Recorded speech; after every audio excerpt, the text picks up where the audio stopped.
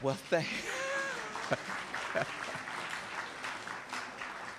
thank you all very much. As Dean of the George Washington Law School, usually when I walk into a room, I have to earn the applause first. So this is really very great. Ladies and gentlemen, it is indeed a pleasure for me to welcome you to this program that the George Washington University Law School is jointly sponsoring with the Alliance for Justice. I have been Dean of the Law School now for 8 months, 20 days, 14 hours, and 15 minutes. And I've got to tell you, one of the reasons that I came to this wonderful law school is not only because it is a law school that fosters a great sense of community, which we need in American legal education today to train better professionals, but also we want to really educate individuals on the salience of law throughout our society. And certainly the program that we have today does this. We have a very special guest whom all of you are very much familiar with. He has been a hero of mine for a very, very long time. And I am very proud to do this with the Alliance for Justice. I will tell you that there have been so many commentaries made about American legal education, whether it's worth it, whether the value is there. One of the things that I have said, both as Dean of this law school and now the current president of the Association of American Law Schools, is that there is no other profession that provides the leadership for modern democracy than legal education. And it's important for law schools to extend themselves to communities to make sure that they're educated on some of the cutting-edge issues of today. Certainly our program today does that. We are proud to have you here with us today, and we're proud to do this with the Alliance for Justice. And without further ado, it is my pleasure to pass the baton over to Nan Aaron, who is president of the Alliance for Justice.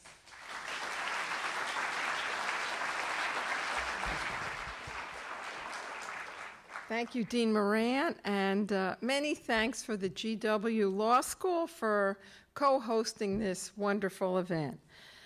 You and your staff have been terrific to work with, and we're grateful for the partnership that has created what will be a memorable hour for all of us today. For those of you who are new to Alliance for Justice, we are a membership association of over 100 organizations. Our groups are varied, representing workers, consumers, women in civil rights, as well as environmental and immigrant activists. Our justice program plays a central role in both securing access to justice for underserved Americans and promoting good, progressive judges committed to equal justice. Our Boulder Advocacy Initiative coaches nonprofits and foundations to become smarter and more confident in their advocacy.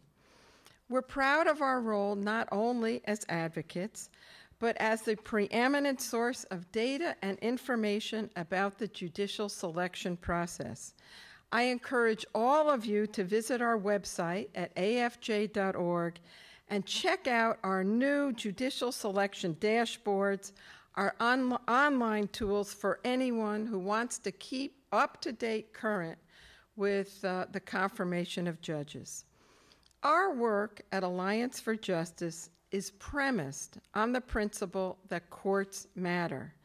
So it isn't a surprise that we spend a lot of time assessing and commenting on the Supreme Court and the justices who sit on it, the cases it takes, the precedents it sets, and the legal and political ramifications of its decisions make it one of the most influential institutions affecting people's lives. Our message that courts matter is truer now than ever, especially given the overtly political and ideological nature of the high-stakes cases being argued in the Supreme Court. So I can't think of a better moment to hear from someone who's been in the crucible himself and who understands at a profound level what's at stake in this and future courts. John Paul Stevens has been aptly called a national treasure. He's exactly what we hope Supreme Court justices will be: elegant, brilliant, curious, gracious, cordial, gutsy, open-minded. He was appointed to the court by President Ford in 1975. By the time he retired in 2010, Justice Stevens had been a participant in some of the most important and hard-fought cases in Supreme Court history, and left as the third longest-serving justice ever. He has a perspective on the law and the role of the court in American life that few have. Although he's no longer hearing cases, his service to the nation continues as author of 6 amendments, How and Why We Should Change the Constitution. His book, which deals with issues as diverse as the structural problems affecting our democracy, to gun rights, to the death penalty, achieves the important goal of provoking thought and conversation about central issues in our constitutional system. You don't have to agree with him to appreciate the intellectual rigor of his arguments, his courage to confront tough problems, and his respectful and open-minded approach to issues in which there are many points of view. Those are the same characteristics, by the way, with which his service on the court was judged by his peers and his admirers from all points of the ideological spectrum. We're deeply honored to have Justice Stevens with us today to talk about today's court, his ideas for reform, and the role the court plays and should play in national life. At the same time, we're thrilled to have 2 of the most interesting journalists in America guiding today's conversation. Dahlia Lithwick is senior editor at Slate, where she puts her English degree from Yale and her law degree from Stanford to work, writing her massively popular Supreme Court dispatches. Dahlia does something that very few people writing today can do. She makes complex issues of law understandable and interesting, and most importantly, relevant to her readers' lives. The court comes alive in her columns, and in today's scary legal environment where everyone needs to pay attention, that's a service that cannot be underestimated. Jonathan Capehart is a member of the editorial board at the Washington Post and writes for the paper's post-partisan blog on political and social issues. Jonathan was a key contributor to the New York Daily News editorial team that won a Pulitzer Prize for a series on Harlem's Apollo Theater. You've also seen him on MSNBC, where he's hosted Hardball and shown he can hold his own and then some with the best of us. We're pleased that Jonathan will bring his unique perspective and Pulitzer Prize-winning journalistic skills to our conversation. On behalf of the Board of Alliance for Justice, our chair, Ken Grossinger, who is sitting with us today, we welcome you, and please let's give our speakers a hearty round of applause.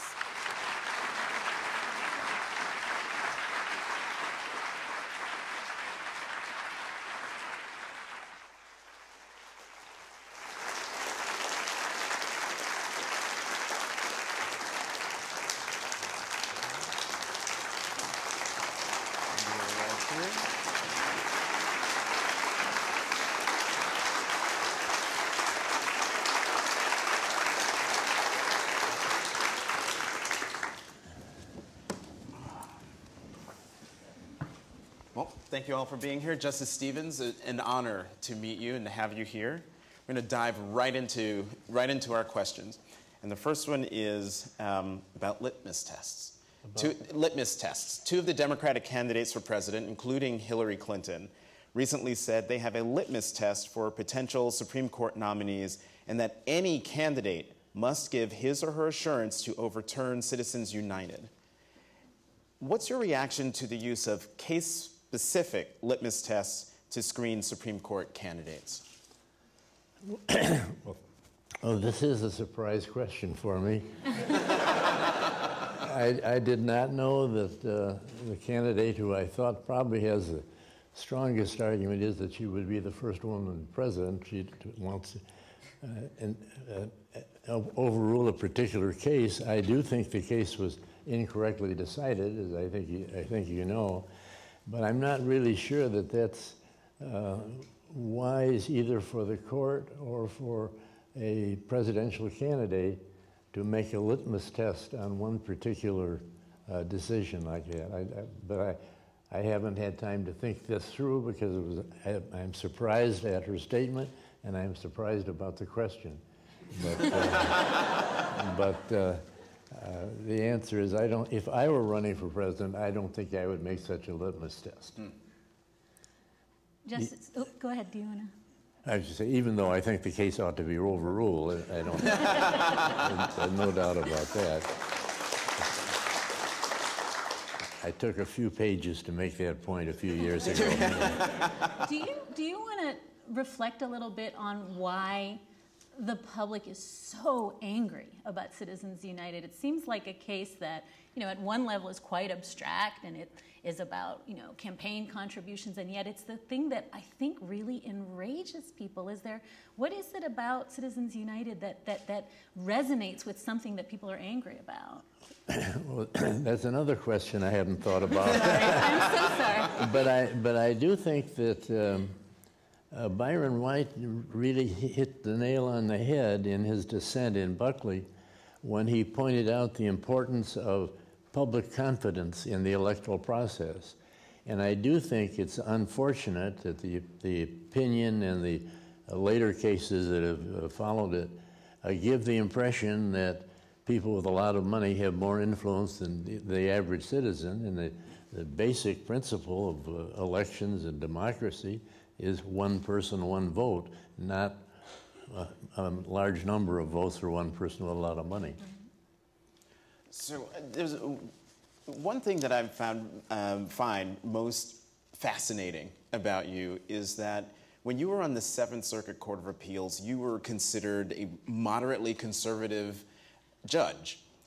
And then there was a statistical study done in 2003, I believe, that showed you were the most liberal member of the Supreme Court. How did that happen? Did you change? No, I really think some of the writing about my work on the Seventh Circuit is not entirely accurate. In fact, that particular question, and it reminds me of a question I received from Senator Kennedy during my confirmation hearings.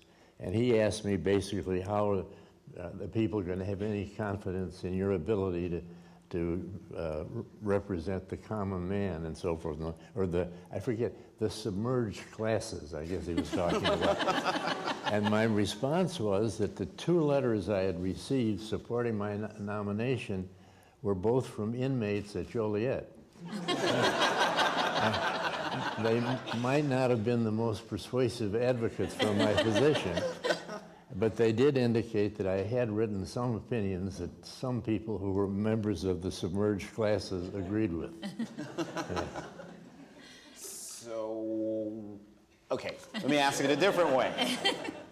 Why do you think you were, by the analysis of your voting record on the Supreme Court, why do you think you were deemed the most liberal? Did you change, or did the court change, or did the country change?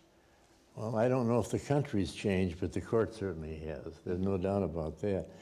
And I think I said when I was an active justice on more than one occasion that after, I forget this point, I guess after Nixon became president, every appointment to the court was more conservative than his or her predecessor.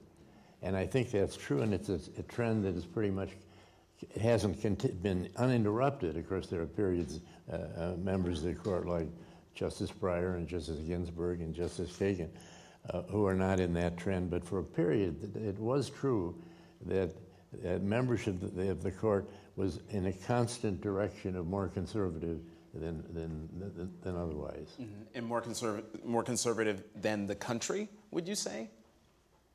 Well, it depends on what part of the country you're talking about. And not more conservative than the South, for example, mm-hmm.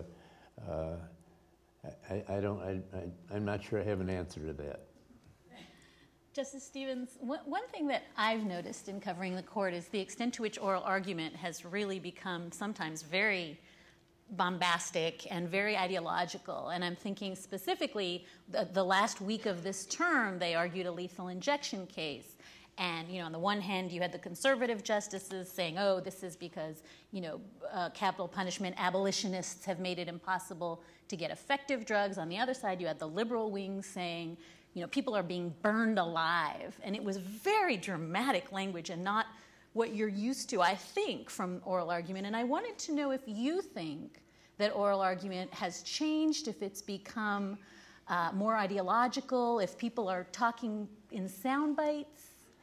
I don't know if it's more ideological, but they use the term a hot bench. The bench has gotten warmer during the last few years. I think that's true, but I don't think it's necessarily an undesirable development, because the more questioning takes place in the courtroom, the more the public gets an insight into the way certain individuals are thinking. And I do think that the interchange among the justices does sometimes help in the decisional process. They may persuade one another or persuade particularly one another on the issues. So it's that the tone that's sort of very, very aggressive, and sometimes it almost seems like they're looking for a laugh or they're looking for reaction. That's not crossing some line in your view. You think that's important? Well, I haven't attended any of the arguments, so I can't really comment on it. But I do think that the fact that people interpret some of the questions as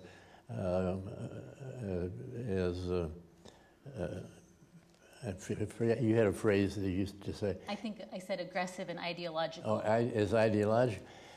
I think that's unfortunate, and I think actually that's one reason why it's wise for them not to televise the arguments, because I think it would have it would enhance that tendency to make it more of a show or something like that.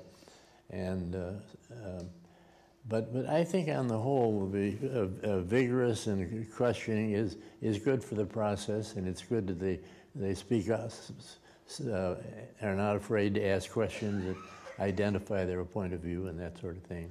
Well, Justice Stevens, you anticipated the question I was going to ask. Dahlia mentioned sound bites in her question. You talked about the public having an insight into where the justices are. And I was going to ask you, well, tell me your opinion about televising Supreme Court hearings. And you just said no. But because of you think it would push the justices into more ideological arguments? The reason is that I think the televising might have an adverse impact on the deliberative process. I think the oral argument is an important part of the decisional process, and it's very often when you introduce television into an area, a medium that it hasn't been before, the medium may change in ways you don't anticipate.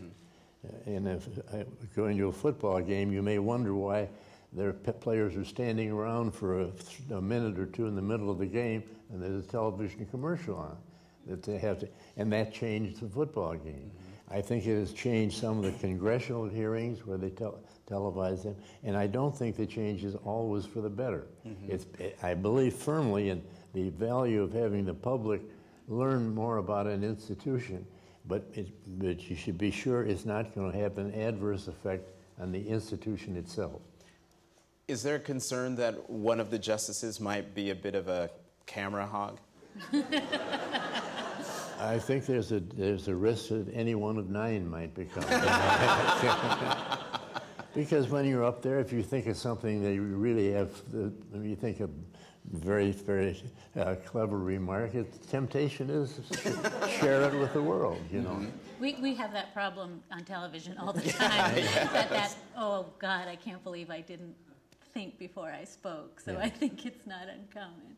But on the other, there is a good argument in favor of television, and that is that the public in general would have have a higher respect for the court than they do without, because they will see that the justices are well prepared. They know what they're talking about, whether you agree with them or disagree.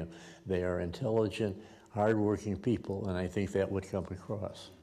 Does it matter to this calculus that, for instance, the Canadian Supreme Court has been doing it for decades, or that the Supreme Court in the British Supreme Court has been televising their proceedings, and most states have some form of televised hearings? I mean, it seems as though the fear that everybody's going to act up hasn't been manifest in the courts that have done it. That may be true, but I also I think that you would say, just from your observation of the court, that this court is not exactly like all the rest of them. I think I would agree. Justice Stevens, is there a decision you most regret?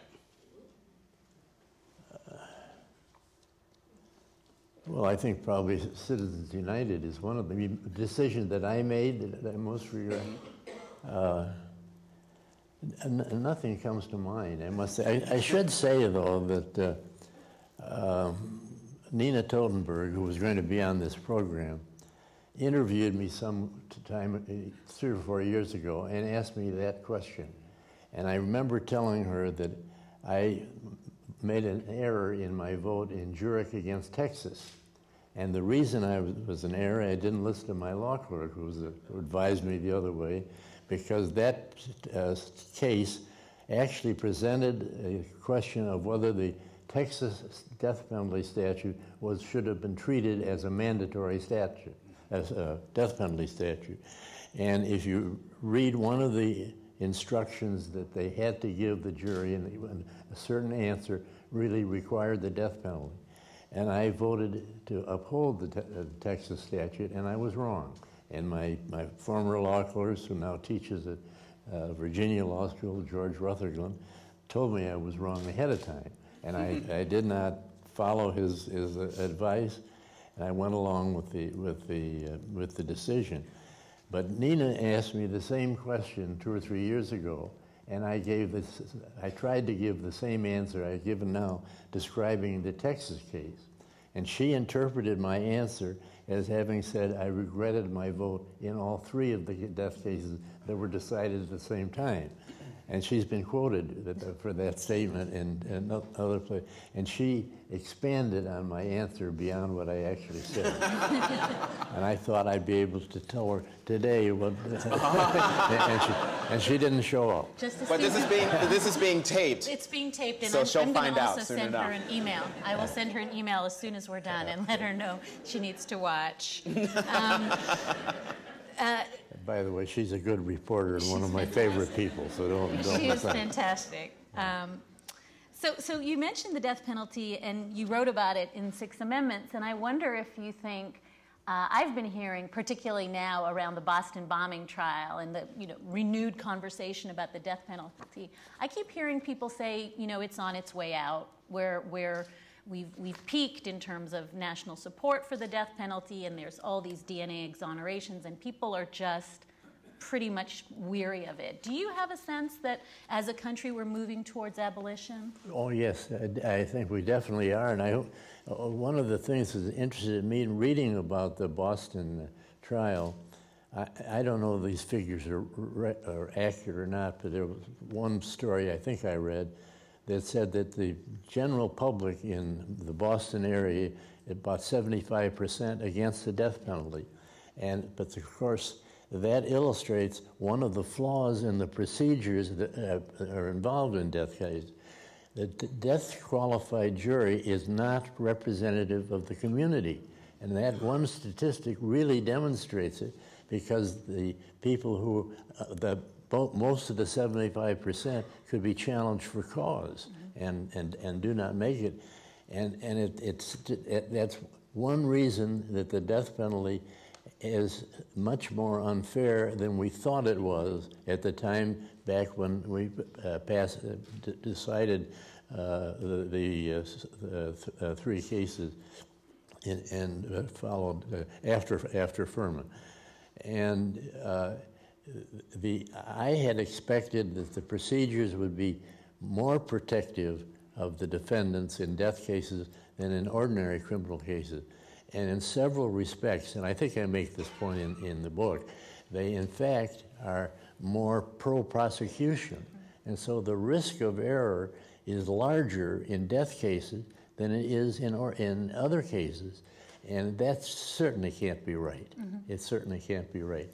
And so that I do think that, I also think the public, more and more members of the public, are conscious of the fact that it's really not necessary, because life imprisonment without parole protects the public at least as well as execution does.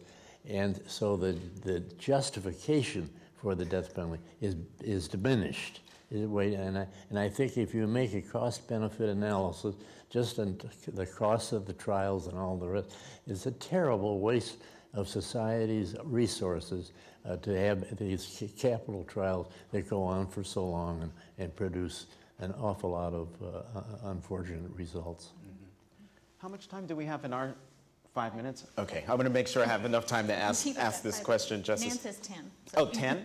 Oh, I might get to ask my second to last question. But the question I have for you, Justice, as we all know, you stepped down from the bench in 2010. And I'm wondering what role should and does politics play in the decision as to when and whether to step down from the Supreme Court?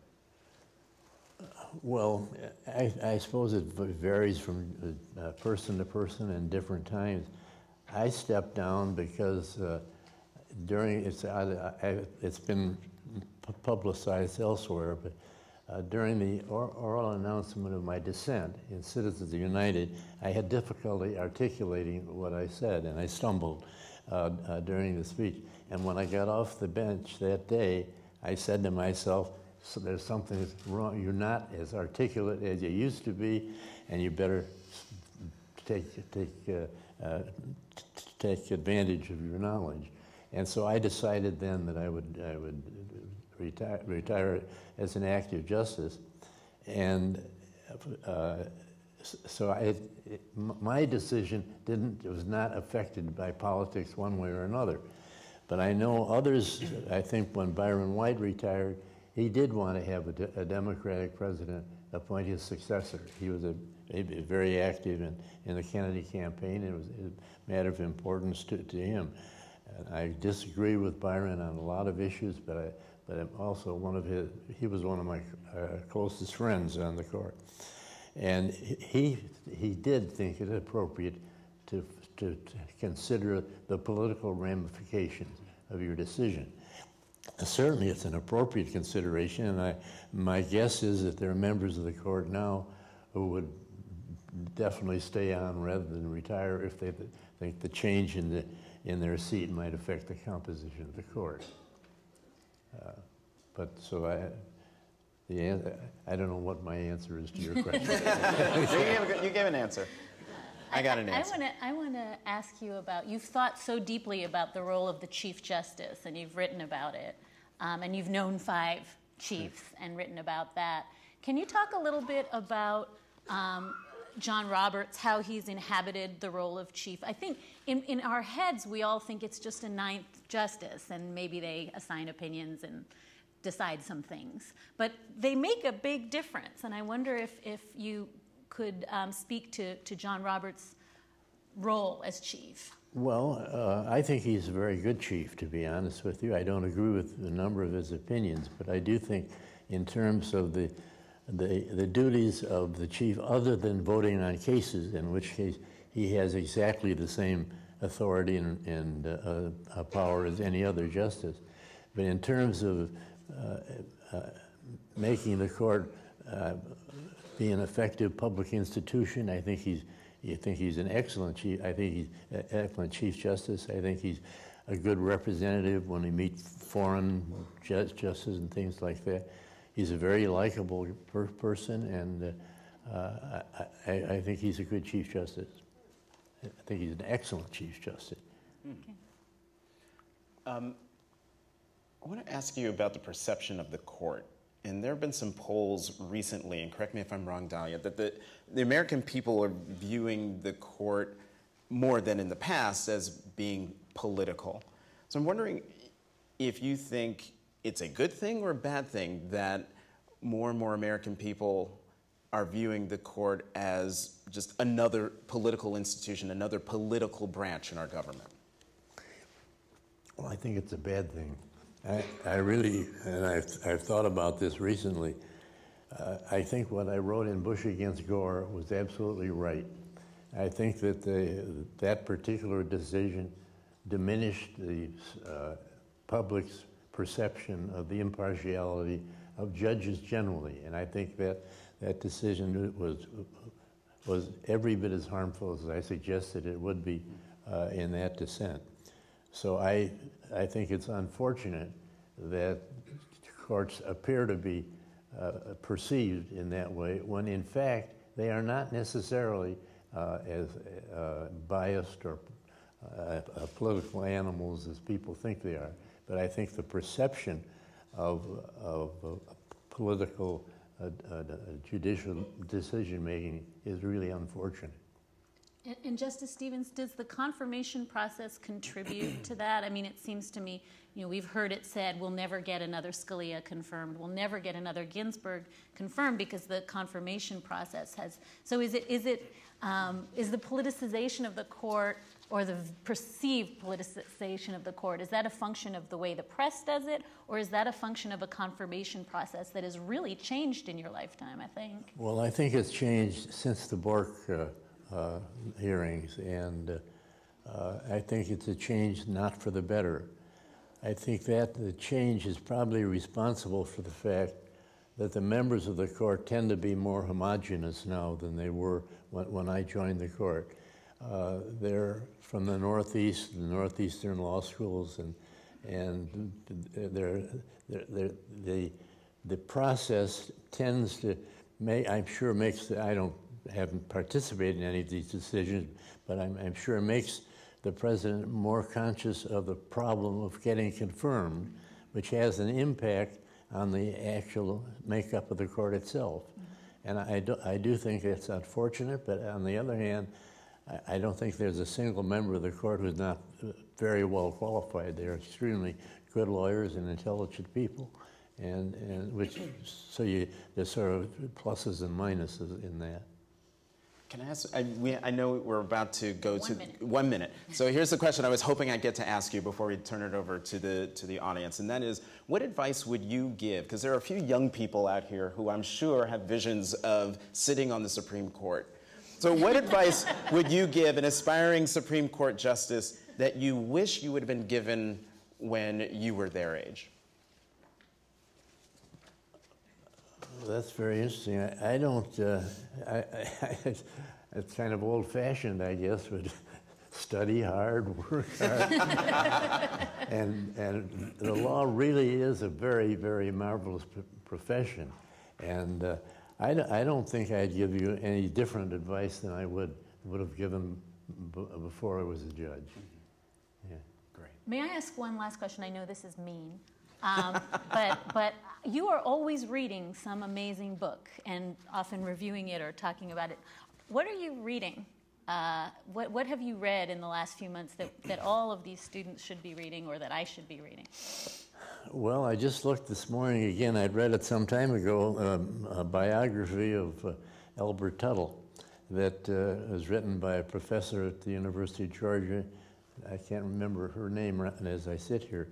But it's a wonderful story of a very gifted judge who's not nearly appreciated as much as he should be. And so that's one book. I put it on your reading list. He was not only a veteran of World War II, but also World War I. And he grew up in Hawaii and practiced law in Atlanta eventually and became a very, very effective judge. Okay, I'm going to take that as my summer reading list and write to Nina. I've got a lot of homework. So we are going to take questions for Justice Stevens with the strong and urgent reminder that you ask it in the form of a question and that it be brief. And we're also going to ask you to move to the mic in the middle of the room as soon as we've acknowledged you, so that we're not passing mics around. So if you have a question for Justice Stevens, yeah, over there in the back, if you don't mind moving over to here. Okay. First of all, let me just say quickly, I will really enjoy telling George Rutherglen had a nice comment about him. Know him You need a mic. I'm sorry. I'll enjoy telling George Rutherglen about your nice comment about him. So that was terrific. Such a good guy. You mentioned George Rutherglen as your clerk.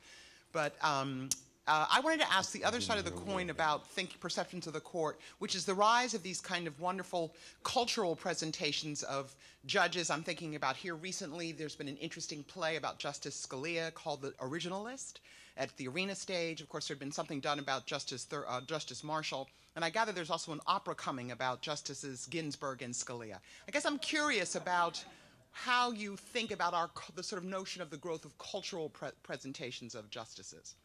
So the question is, there's been a mass, I just wrote about this today, so thank you, but there's been a mass of new cultural presentations of the justices, a play about Justice Scalia, an opera about Justices Scalia and Ginsburg. There's going to be a movie about Justice Ginsburg. There's a movie about Clarence Thomas. What do these large cultural statements about individual sitting justices signify? I think, is that the gist of the question? Well, they apparently signified that those particular justices are very interesting people, and they are. They're both exceptional people. It reminds me another. This isn't perhaps responsive, but I saw the movie recently about the painting in the artist in Austria. And a friend of mine had said to me before, I should see that movie because you're in it. And I went to and the person she thought was Justice Stevens was Bill Rehnquist. And I'm glad it was, because the guy who played the part was very unattractive. Oh, good.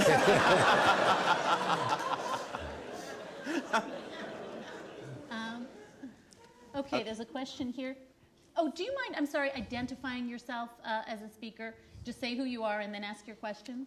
Thanks. Sure. My name is Marcy Cohen, and my question is, can you comment on what is going on in the Senate by keeping federal judges hostage because of political payback to the Obama administration?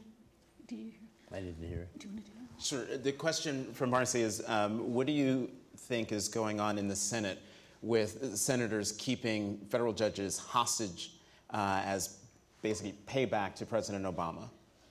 Well, that certainly should not happen. I don't know whether in fact it is happening, but certainly I do not approve of that practice. But I don't know enough about what's going on now to really comment on whatever gave rise to the question. A question here in the front, yeah. Good afternoon. My name is Paul Waters. I just graduated from GW Law last year, and now I'm working at a foundation. But my question to you is about legal education generally, and what do you think of our current legal education system, sort of given lots of articles about how it might change to better help graduates get jobs or learn more about law, or just have more lawyers come through the system? So the question is about legal education and the so-called crisis in legal education that we've been reading about the last few years, and what we could do to change legal education to better prepare law students for law jobs, to get them law jobs, and is there a way that we could do law school better? I think that's the gist of it? Okay. Well, my impression of the law schools I visited during recent years is pretty favorable. I must say that even schools that are not thought of as Harvard or Yale or the very, very top school are better members of the faculty than I had anticipated on several visits to schools. And I think in general, the quality of the faculty members of the law schools is really much higher and much better than is generally appreciated. I think there are a lot of very good law schools and a lot of good academics out there, and So I'm not sure how that responds to the question exactly, but I generally keep trying to do the best you can. Yeah. Right here, yeah. Hi, Stephen Spitz, a fellow Chicagoan. I have a question that's sort of the subtext of your book, and that is there are a lot of people who think that you really can't amend the Constitution these days because it's just too difficult and it's really something that's historical but can't be done. Can you speak to the issue of why constitutional reform is, as a general rule, something that actually ought to be discussed? So the question is that there are a lot of people who think that amending the Constitution is very difficult, too difficult to even undertake. And he was wondering your thought on reflecting on. Say that again. I was trying to. I'm sorry. Yes. Well, what would you say, Justice Stevens, to people who say that it's really next to impossible to amend the Constitution as to why we should consider amending the Constitution? So why should we consider amending the Constitution? Well, it's a very good question, and my book has been reviewed and criticized for being unrealistic in thinking that it's possible to get 6 amendments adopted within any period of time. And that may well be true, but I do think even if a particular amendment is not adopted, I think putting it before the country as a whole and increasing attention to the issue and debating it on the merits of the issue may actually help change the law, even if the amendment should not be adopted. And I do think that it's not impossible to amend it's difficult, and it should be difficult. And one of the critics of my book was I was thinking it was too easy, and it should be difficult. But I do think that a debate on a proposed amendment, such as an amendment that would change the holding of Citizens United, it has to be healthy because it has to increase public understanding of the issue and the likelihood that it will be changed. And some of the changes could be made by legislation that takes advantage of the gaps in the constitutional law now, and some of it could be done more narrowly. But I think I don't think that it is wrong to try to amend the Constitution when you think there is very serious holes in the law that could be changed. I mean, for example, I know that people reading the chapter in my book about sovereign immunity think, well, you don't need to amend the Constitution. But if you think about the issue and even consider amending it, you may actually improve the law, improve it by improving debate and public understanding of an issue. In the second row here, yes, in the black and white shirt. Here, microphone's coming to you. Thank you. Hi, Justice Stevens. Very, very nice to hear you speak. My name is Dania Korkor, and I work at Fair Vote, a nonprofit that works on electoral reform. And I was wondering what you think about structural electoral reform. There's so many different things. I know that you care about gerrymandering a lot. I know you're from a state that uses cumulative voting. So what of all these issues of adding a right to vote to the Constitution, of using a national popular vote to elect the president and ranked choice voting, multi-member districts, so many different big structural changes we could make to our voting systems. What do you think is the most important one, and what should we be really pushing for? So the question is, in the world of electoral reform and making voting easier and better, there's a sort of menu of things that people suggest, national popular vote, enshrining the right to vote in the Constitution. What in the array of things that would improve voting is something that you think is important and doable?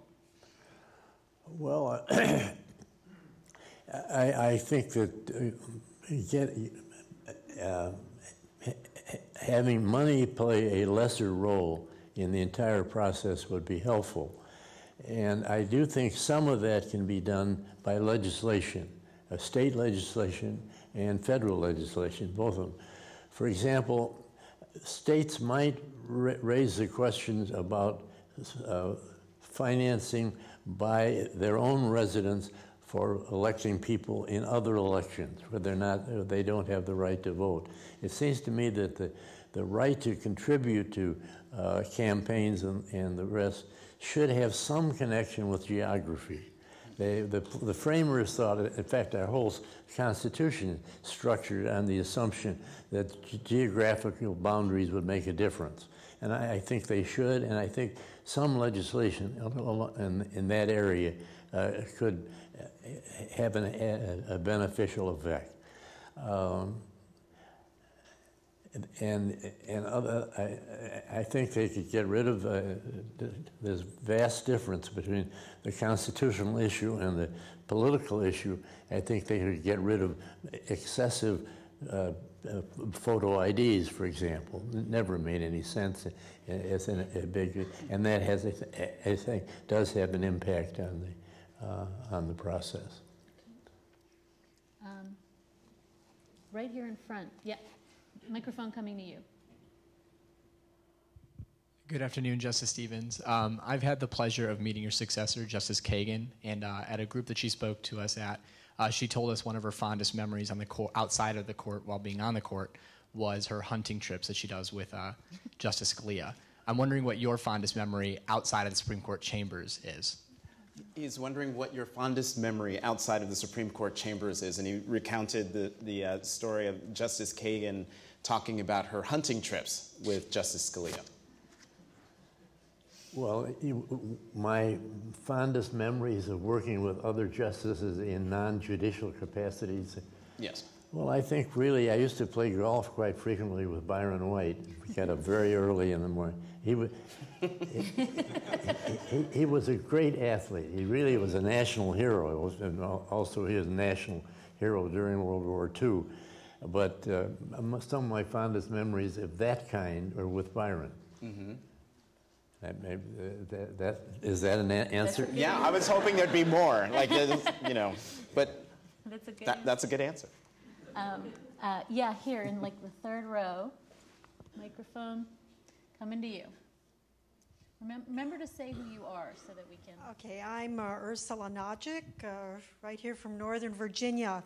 Thank you for being here, Justice. The social media seems to me to have kind of revolutionized the speed of change nationally, internationally, and given a tremendous voice to a new set of, shall we call them journalists, the people. Is this, am I being a little bit ambitious in thinking that this has been radical in the way we go about making decisions on all sorts of levels of power? And is this a good thing, or is this a scary thing? Or good scary, or bad scary? Medium scary. So the question is the advent of social media and incredible speed and the citizen journalist has changed the way we have national discourse, international discourse. And Ursula wants to know if the rise of this kind of bottom-up form of instant journalism, instant dialogue, is a good thing, a bad thing, a scary thing, or an aspirational, wonderful thing, if you have some sense of this instantaneous social media conversation. Well, I have to confess, I'm not as sophisticated as one should be with that. So you don't have a Twitter handle? I don't have a Twitter. Okay, just checking. I can work with the computer, no, but I'm really not a good person to ask about that. But let me amend my answer to the last question by adding one other incident. Years ago, Justice Scalia and I used to sit side by side on the bench. And one day we had an argument with two confession cases involving a defendant who didn't deny his confession, but he wouldn't sign it because it was in writing. Another one who said, I didn't do that, but I did this. He talked about something else. And we had two very unusual confession cases. And I remember Nino leaning over to me and saying, "This is our dumb defendant day." and Nino has a marvelous sense of humor, by the way, if you don't know that. I don't really know how to answer the question about the change in technology. In general, I think it's all for the good, because it seems to me it does increase public general access to knowledge and information, and that has to be a plus. Mm-hmm. Okay, in the back with I just see a black arm. Is that attached to the sweater? Okay, there you go. I'm sorry. Okay, I just can't see. Oh, I'm short. Amanda Harris Savanametti with Regan Associates. I have a question about the diversity on the bench. In your many decades on the bench, the composition of the judges changed dramatically. Has that changed the discourse behind closed doors amongst the judges on the issues? Thank you. So the question is about diversity on the bench, and whether the diversity that's on the bench now has changed the discourse that's happening in chambers after arguments. Well, I'm saying, what's the question? The question is about diversity on the bench. Now, there are several women on the bench. There's a Latina on the bench. There's an African American on the bench. I was the last.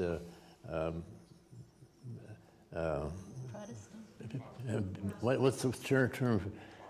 Are you going to say was? Well, yeah. Because I'm not going to tell you to say that. Yeah, I was the last WASP. The last WASP on the court. And the court has become more diverse, both in terms of religion and in terms. Well, I don't know if it's more diverse now. It used to be mostly Protestant, but now it's either Catholic or Jewish, the two. But anyway, is it a good thing? I don't think the religious affiliations of members of the court have had any impact on any of their work throughout Well, what about the ethnic affiliations of the justices on the court? Has that impacted discussion behind the scenes? I don't think so. I don't know. I don't think they think about that at all. I think they think of their colleagues without thinking about whether one of them's a particular religion or a particular race or anything. It really is not up front on anybody's agenda, I don't think. Would you say the same about gender, that it hasn't, that having women there on cases where gender is a big issue, has it made a difference, or when you're in conference it just goes away? I don't think it has made a difference. I had never thought of a female lawyer as being any different from a male lawyer. And I think that's the way most of my colleagues feel too. They're outsiders observe the difference, but I think in terms of your everyday working relationship, it's just a statistic. Huh. Yeah. Okay, I think we have time for one more. The gentleman in the back. Is that Barry? Hello, Barry Karras. Hi, Barry. We have two very important cases coming up in June that are going to be decided, one on the affordable health care and the other one on gay marriage. While I would love you to comment on both and your thoughts on it, I will concentrate on gay marriage and whether you feel the country is ready for a change like this. Do the justices truly take into account the social fabric of the country that is turned towards the acceptance of gay marriage? And while you don't have a crystal ball, how do you feel it's going to be decided?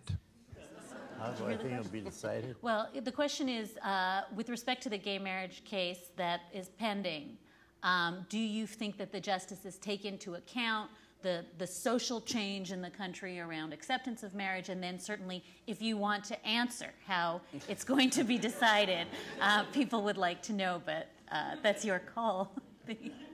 Well, I don't know how it's going to be decided. That's an easy one to answer, and I don't think a judge can totally ignore what's going on in the world about him or her, and so you can't really answer that. But you do have a duty to try and follow the law rather than the election returns, and so it's a very interesting question. And I just don't really know the answer. Nan, do you want to? I think on behalf of Jonathan and I, we would just say that this has been a tremendous honor and privilege. Great. Well, it's been fun. Yes, thank you. I hope you all